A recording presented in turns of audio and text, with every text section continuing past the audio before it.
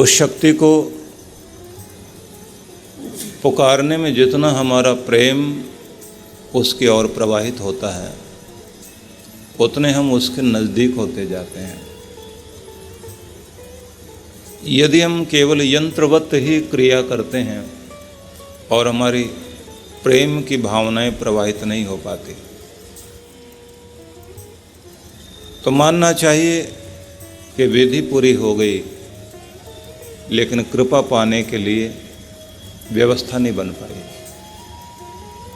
कृपा पाने का यही एक नियम है कि कोई भी जाप करते करते, कीर्तन या प्रार्थना करते समय हमारी मानसिक स्थिति ऐसी हो जाए कि हम उसमें खो जाएं। तर्क वितर्क करने वाला मन उस समय तल्लीन हो जाए।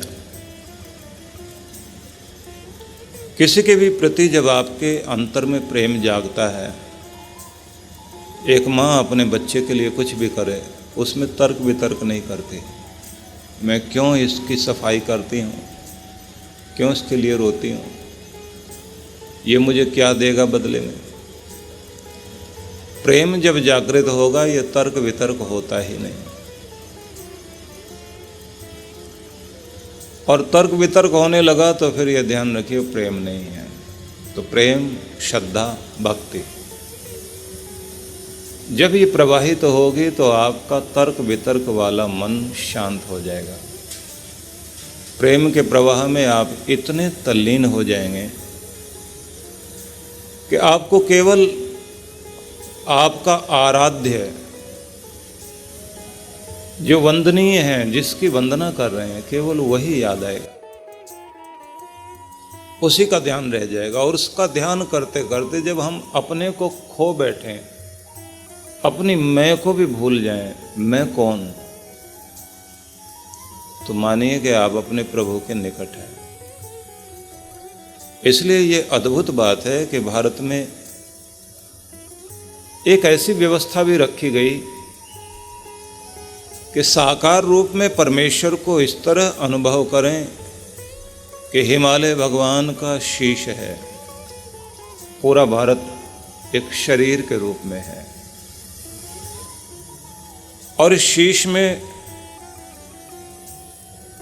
पहाड़ों की जो श्रृंखलाएं जहाँ तक बिखरी हुई हैं, तो शिव जी की जटाएं हैं। शिव की अलख, तो ये शिवालिक पर्वत आप लोग इसी रूप में देखते हैं, और उस सिर भाग से ही गंगा की धारा बह रही है लगातार। भगवान के शीश पर विराजमान है। गंगा है भक्ति। भक्ति इतनी प्रिय है प्रभु को, उसको सिर पर धारण किया। कोई भी व्यक्ति जो भक्ति से जुड़ जाता है, मानो भगवान के हृदय में तो पहुंच ही गया, भगवान ने उसे अपने सिर पर बैठा लिया, मतलब सबसे ऊपर उसे उठा दिया। तो यदि ऊंचा उठना चाहते हैं तो भक्ति से जुड़ जाएं, भक्ति वाले बन जाए, भक्ति की गंगा आपके अंदर प्रवाहित हो। और कहते हैं कि आसमान में चंद्रमा जो दिखाई देता है, तो वो भी आसमान तक भगवान का शीश है। तो चंद्रमा भगवान के माथे पर विराजमान है। तो ये कहा गया है कि जब हम लोग आंखें बंद करके ध्यान करते हैं, जो हमारा आज्ञा चक्र है उसमें दो स्वर हैं, एक सूर्य स्वर और एक चंद्र स्वर। तो एक तरफ सूर्य का प्रतीक रखा गया, दूसरी तरफ चंद्रमा का। मानो शिव जी के मस्तिष्क पर एक तरफ जहाँ अग्नि है वहाँ सूर्य है, और जहाँ चंद्रमा है वहाँ शीतलता है। तो ज्ञान की अग्नि और संतुलन और शांति का चंद्रमा माथे पर विराजमान रहे तो आप शिव के निकट हैं। और जिनको संसार घृणा करता है उन्हें भी शिव गले लगाते हैं। तो उसका मतलब है कि घृणा और प्रेम दो रूप संसार में चलते हैं, और नफरत का भी लोग फायदा लेते हैं, प्रेम का भी लाभ लेते हैं, नफरत का फायदा लेते हैं कुछ लोग किसी के खिलाफ भड़का कर और भड़के हुए लोगों को संगठित करके किसी के खिलाफ लगा देते हैं, और वो व्यक्ति केवल जुनून में आकर ये भूल जाता है कि मुझे अपनी रोजी रोटी भी कमानी है। वो सारा दिन लड़ाई झगड़े में लगा रहता है और दूर बैठा हुआ एक आदमी उन्हें हाँकता रहता है, रोज उनके कान में फूंक मार दे। जब देखा कि अभी जोश कम हो रहा है तो फिर कान में जहर की प्याली, नफरत का प्याला पिला दिया, वो फिर लगे रहे। और इसको केवल कुछ लोग करते हैं, कुछ ऑफिसों में चलता है, कुछ घरों में यही खेल चलता है, कुछ संगठनों में यही चलता है, कुछ देशों का भी यही काम है। यहीं के भाइयों को भड़काया, अपने हथियार दिए, यहाँ का व्यक्ति अपने ही भाई का खून करने के लिए अपना ही भाई खड़ा हुआ, और वो बोल रहे हैं जितने हथियार चाहिए हम देंगे, लड़ो, बस ठीक करके छोड़ो इनको, बदला लो। तो नफरत का उपयोग करते हैं लोग, नफरत पैदा कराते हैं, और फिर दिमाग ढूंढा जाता है कौन कौन सी चीज से कौन कौन कौम, कौन संगठन, कौन वर्ग कैसे भड़कता है, नफरत कैसे जागती है। तो कहीं पूजा के नाम पर ये हमारी पूजा में दखलंदाजी करते हैं, कुछ भी नाम रखना या कोई सीधा सीधा इशारा करना उचित नहीं है।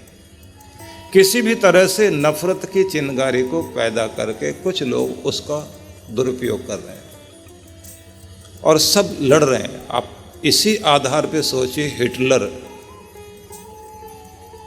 कहाँ वो व्यक्ति सिर्फ पेंटिंग करने का काम करता था और फिर फौज में भर्ती हुआ। फौज में चलते चलते एक स्थिति ऐसी आ गई, उसे लगा कि जर्मन लोगों को ये समझाने की जरूरत है कि तुम ही शुद्ध हो, विशुद्ध नस्ल हो, बाकी जो गलत नस्ल वाले लोग हैं वो तुम्हारे ऊपर अत्याचार कर रहे हैं और राज करने का अधिकार तुम्हें है। नफरत पैदा की, नफरत पर उसने राज करना शुरू किया। कितने लोगों को मारा, करोड़ों की संख्या में लोगों को मौत के घाट उतारा।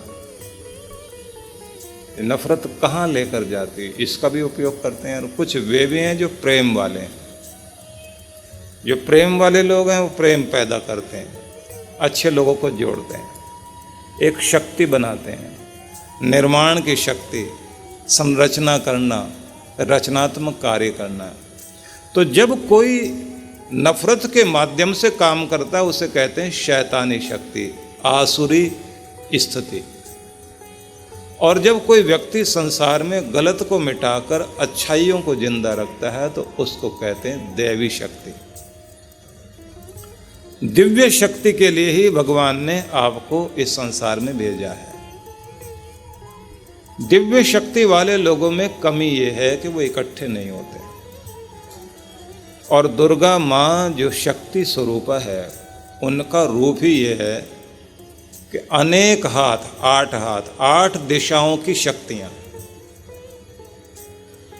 और बीच में दुर्गा माता का एक सिर, सोचने वाला एक, कहने वाला, बताने वाला एक और करने वाले अनेक।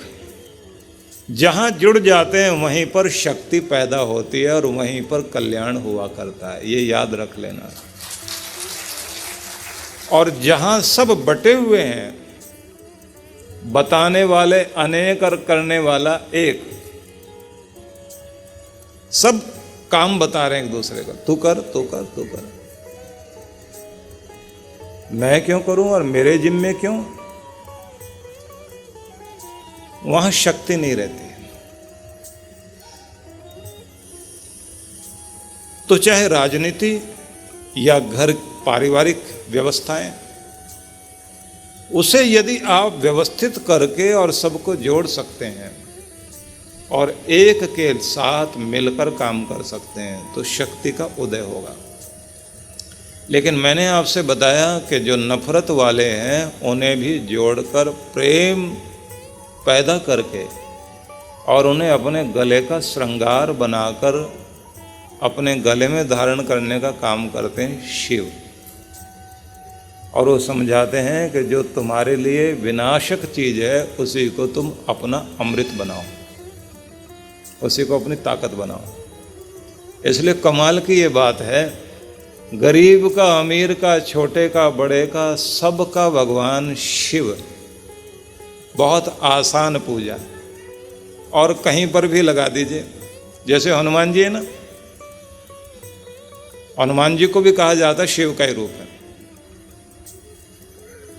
तो राम जी के लिए तो मंदिर बनाना पड़ता है, हनुमान जी को तो पीपल के नीचे भी कहीं एक छोटा सा एक पत्थर का टुकड़ा रखकर उसके ऊपर सिंदूर पोतकर और फिर हाथ आप जोड़ने लग जाते हैं तो हनुमान जी की कृपा वहीं से शुरू हो जाती है।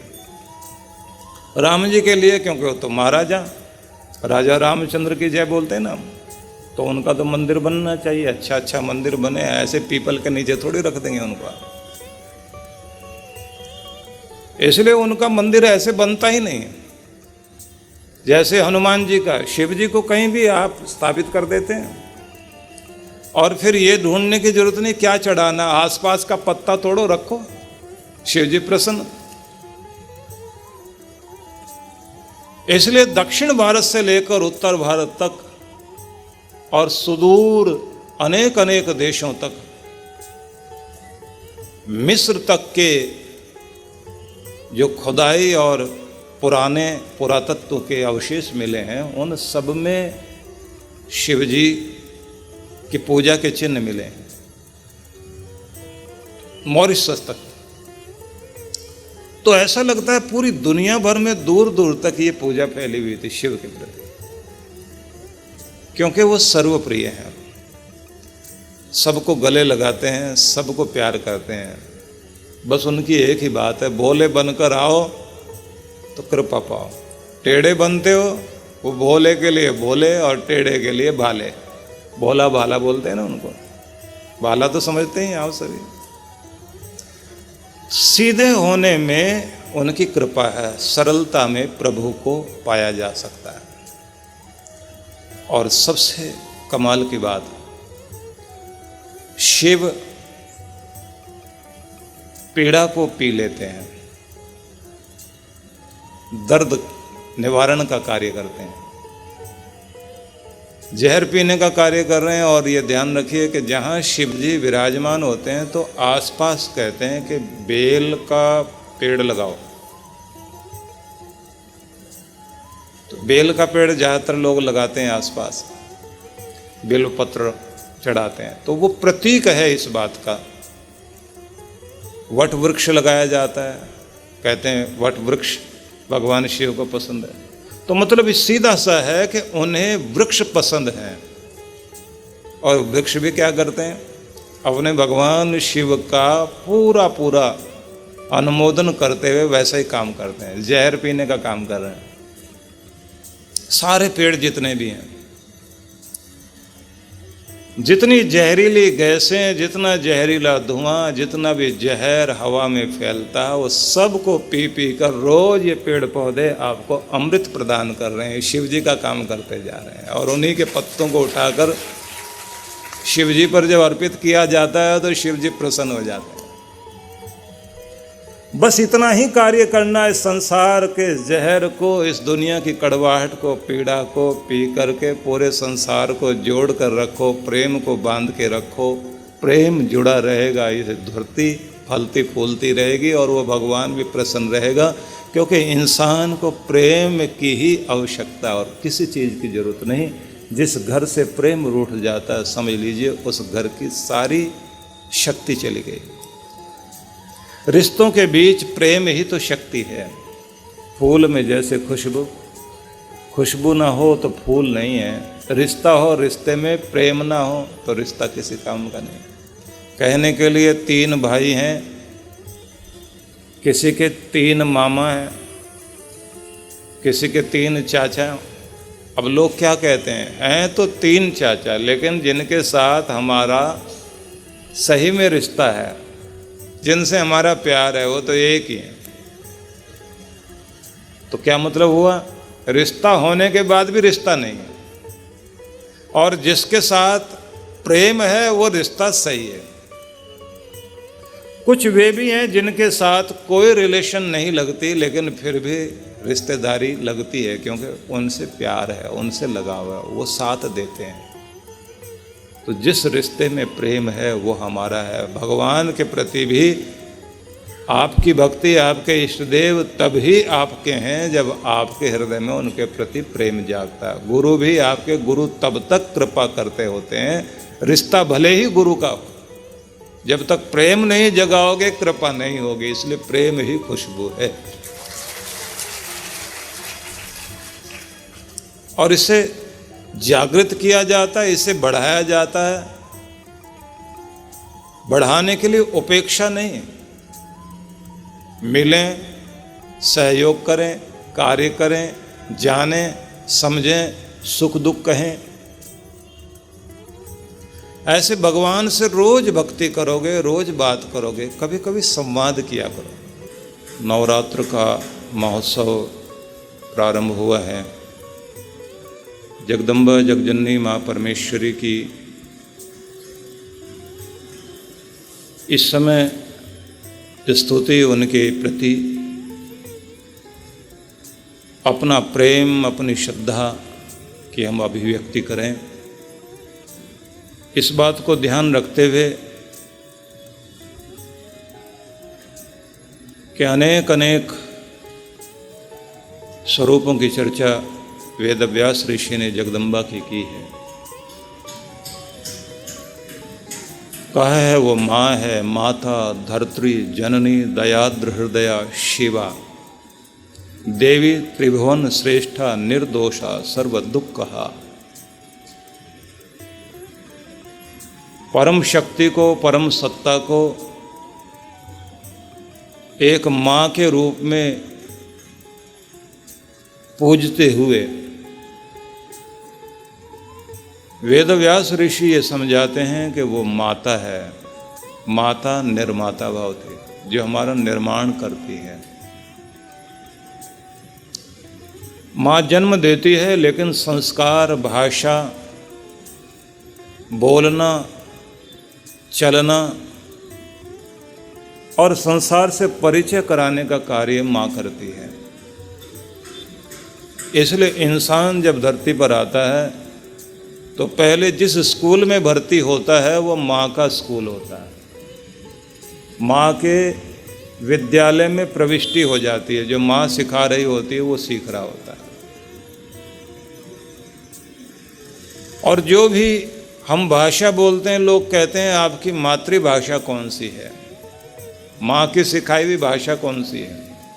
और कमाल की बात यह है कि कोई कितनी भी भाषाएं सीख ले और ऐसा लगता हो कि जैसे यही इसकी असली भाषा है, लेकिन जब ठीक मौका पड़ता है तो असली वाली निकलती है। एक 32 भाषाएं जानने वाला राजा भोज के दरबार में आया और उसने आकर कहा कि बताइए मेरी असली भाषा कौन सी है। राजा भोज के विद्वानों ने सुना, सुनकर बड़े हैरान। हर भाषा पर ऐसा कमांड ये लगता ही नहीं था कि कौन सी इसकी असली है। राजा भोज ने कहा मैं भी अंदाज नहीं लगा पा रहा हूँ। तो कालिदास को बुलाया कि आप बताओ इसकी असली भाषा कौन सी है। वो बोले मैं बता सकता हूँ लेकिन अभी नहीं। जब वो आदमी सो गया रात में तो कालिदास डंडा लेकर गया और उसके पांव पर एक डंडा लगाया। उसने उठते ही जिस भाषा में गाली दी बोले यही है असली। उस समय ये थोड़ी भूल सोचता आदमी इंग्लिश में गाली देनी है फ्रेंच में, असली निकलती जो उसकी असली भाषा होती ना। उसने कहा ये है असली भाषा तुम्हारी। क्योंकि जिंदगी जहां से शुरू होती है मनुष्य की, जो हमारे जहन में सबसे बारीकी से हमारे अंदर जो संस्कार, जो सभ्यता, जो भाषा, जो बोली बैठती है वो मातृभाषा होती, माँ की सिखाई हुई ही चीज़ें होती। वो लकीरें सबसे गहरी होती हैं। और किसी व्यक्ति के व्यक्तित्व में एक ऊंचाई यदि देखने को मिलती है तो ये ध्यान रखना, प्यार दिखाई देता है, दया दिखाई देती है, तो समझना उस दया में और उस प्यार में वो व्यक्ति अगर महत्व पा रहा है तो व्यक्ति नहीं, माँ की ममता और माँ का प्यार महत्व पा रहा, माँ ने उसे वहाँ तक पहुँचाया। तो माता सच में निर्माता है। इसलिए प्राचीन काल में इस बात को मनु ऋषि ने बड़ा ध्यान दिया। उनका कहना था स्त्रियों को पढ़ाना, संस्कार देना, शिक्षा देना बहुत आवश्यक है और सम्मान देना भी आवश्यक है। यत्र नार्यस्तु पूज्यन्ते रमन्ते तत्र देवता, ये मनु का उद्घोष है। नारी का सम्मान जहाँ होता है देवताओं का वास वहाँ होता है। तो नारी का सम्मान से मतलब उस शक्ति को सम्मान है, जगदम्बा को सम्मान है, जो हमारी सीधी सीधी 3 पीढ़ियों को प्रभावित करती है। वैसे तो 7 पीढ़ियों को स्त्री प्रभावित करती है, लेकिन 3 तो मुख्यतया हो ही जाती हैं। इसलिए ध्यान रखा जाना चाहिए कि एक स्त्री के पास एक समाज निर्माण करने की शक्ति है, वो समाज की निर्मात्री शक्ति है। और निर्मात्री शक्ति की जिम्मेदारी भी साधारण नहीं है।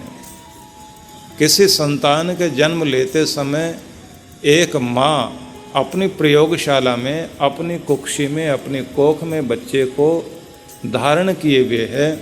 वो जो सोचेगी, जो चिंतन करेगी, जो पढ़ेगी, जैसी भावनाएं उस समय बनाएगी, वो सब भावनाएं बच्चे के मस्तिष्क पर जाती हैं, उसके हृदय पर जाती हैं।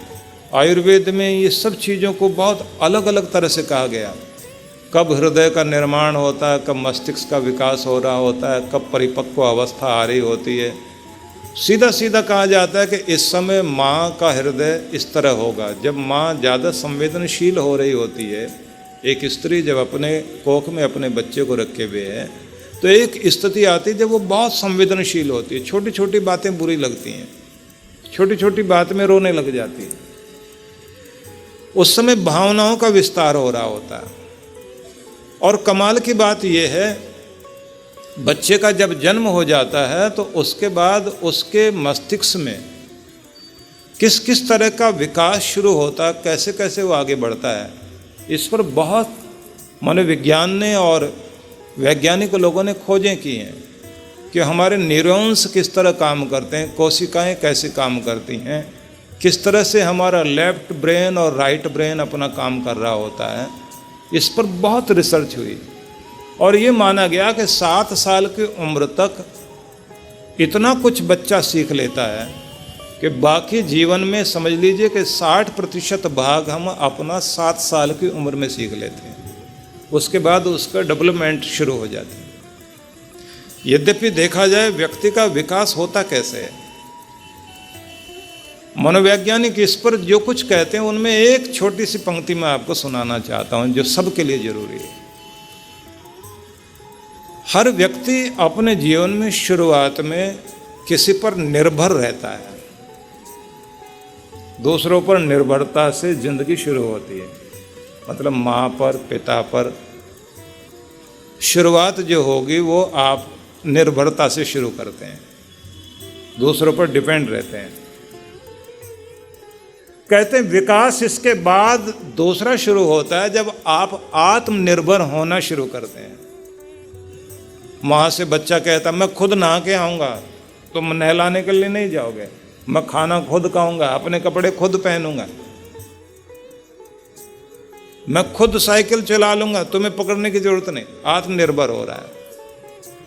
और फिर वो अपने काम, बड़े बड़े काम जब खुद करने लग जाता है, अपने निर्णय खुद लेने लग जाता है, तो इसका मतलब आत्मनिर्भर हो रहा है। जब आत्मनिर्भर हो रहा है तो इसका मतलब है यात्रा विकास की आगे बढ़ रही है। और जब तक किसी का बच्चा अपने ऊपर निर्भर नहीं होता, दूसरों पर ही निर्भर रहता है, समझ लेना उसका विकास रुक गया। कभी भी बच्चे को इस स्थिति तक मत आने दो कि हर समय कभी माँ के पीछे, कभी पिता के पीछे घूमता रहे। अपना काम खुद करना शुरू करे, अपने डिसीजन खुद ले, अपने सुख दुख में खुद बहादुर बनकर सामना करें। यह दूसरा विकास है। अब तीसरा विकास एक और माना गया कि बात यहीं तक जाके नहीं रुक जाती। आप खुद निर्णय लें, अपने हिम्मत करें, सुख में दुख में। जब आप बहुत दुख में होते हैं तब आप किसी को सहायता के लिए पुकारते हैं। उस समय इंसान अपने आप को एक बच्चे की तरह महसूस करता है। कोई आए, मेरे सहायता करे, मुझे सहारा दे। आदमी ज़्यादातर दुख में टूटता है और बच्चों की तरह हो जाता है।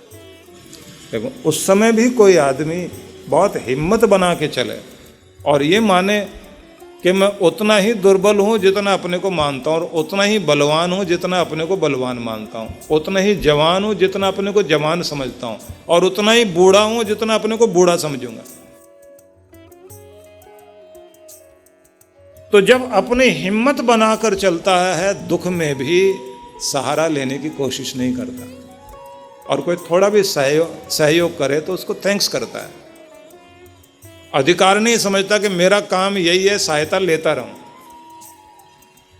तो वह आत्मनिर्भर है। लेकिन यात्रा यहीं तक नहीं रुकनी चाहिए, इससे आगे बढ़नी चाहिए। मनोविज्ञान में एक तीसरी बात कही गई कि अब तीसरा अध्याय शुरू होता है जीवन का।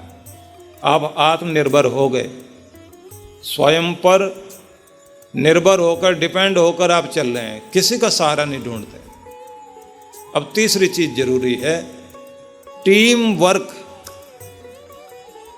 करने के लिए आपके अंदर लीडरशिप क्वालिटी जागृत हो।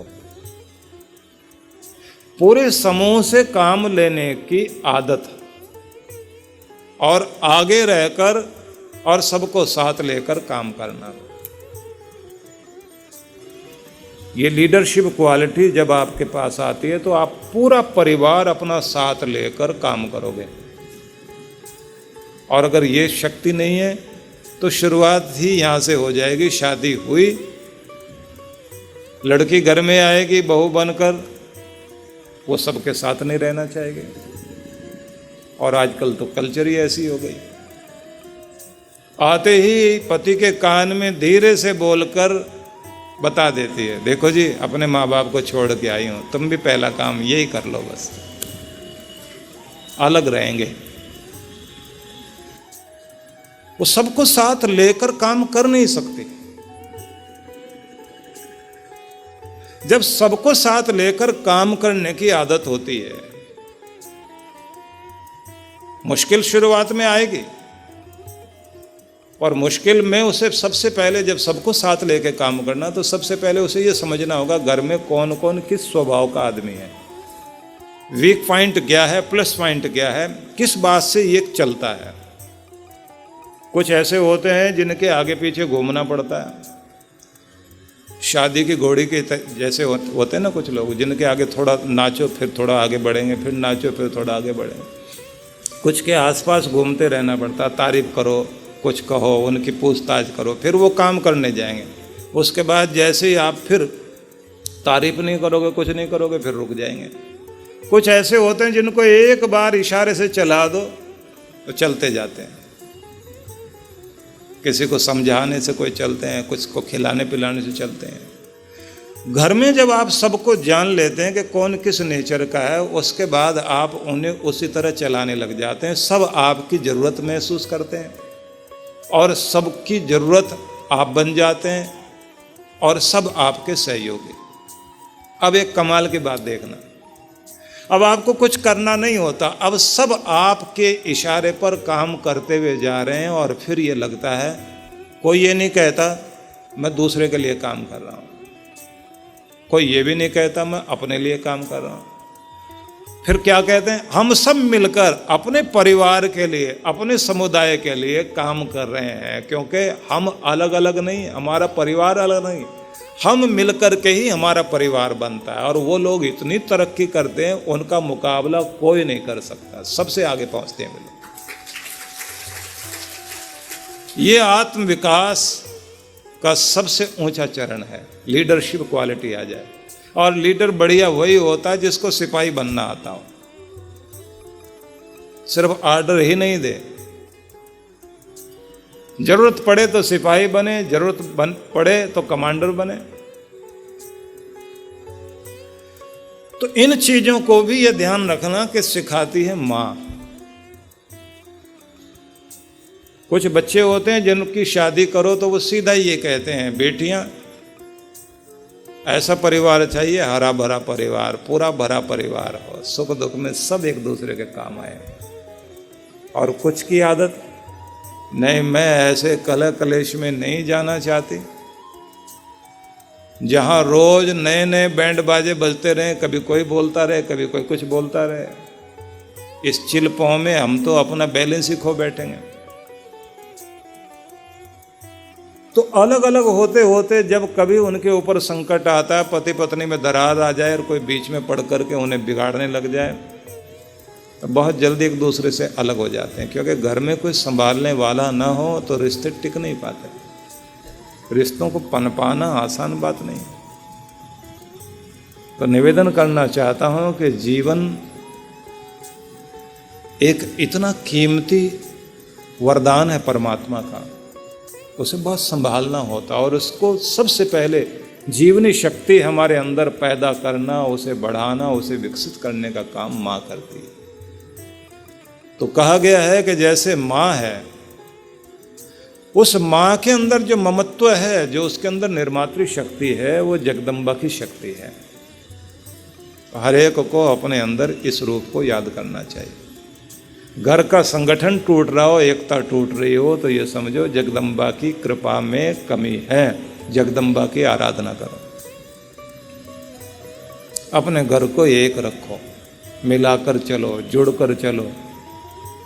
संगठन को सुदृढ़ करने के लिए शक्ति माँ की आराधना जरूरी है। दूसरी बात कहा गया है, माता धरित्री। धरित्री का अर्थ होता है धरती, पृथ्वी, धारण करने वाली। सबको अपने ऊपर जो बसा रही है वो धरती माँ, उसमें भी धारण करने की जो शक्ति है जगदम्बा की शक्ति है। तो मतलब प्रत्येक के अंदर एक गुण होना चाहिए, ग्रहणशीलता, संभालने की ताकत और बढ़ाने की ताकत। वो नारी सच में महान है जो अपने घर को हिलने नहीं दे, कंपन ना आने दे, टूटने ना दे, टूटकर बिखरने ना दे। इसलिए स्त्री के 5 गुण माने गए। एक कोमलता, क्योंकि वो टूटती नहीं, झुकती है। पुरुषों में कठोरता होती है, वो झुकना पसंद नहीं करते, भले ही टूट जाए। हालांकि महिलाओं में भी एक कमाल का गुण होता है, ये जब जिद पर आ जाए तो दुनिया इधर से उधर हो जाए, फिर तो कुछ होने वाला नहीं। और कहां कब किस बात पर अटक जाए। पहाड़ जैसी मुसीबत, पहाड़ जैसी गलती भी कोई कर ले, माफ कर देंगे, और अटक जाएंगे तो तिल पर ही झगड़ा शुरू।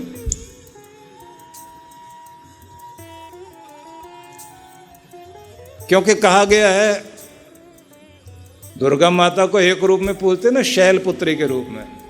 शैल का मतलब पहाड़, पर्वत पुत्री है। और पर्वत पुत्री होने का मतलब जो पर्वत तो हिलता नहीं, अपनी जगह अडिग है। और सीता जी को कहा जाता है धरती की बेटी, और धरती भी अपनी जगह अडोल है। तो जब ये लोग अपनी जिद पर अड़ जाएं तो उसके बाद तो फिर हिला पाना आसान बात नहीं है।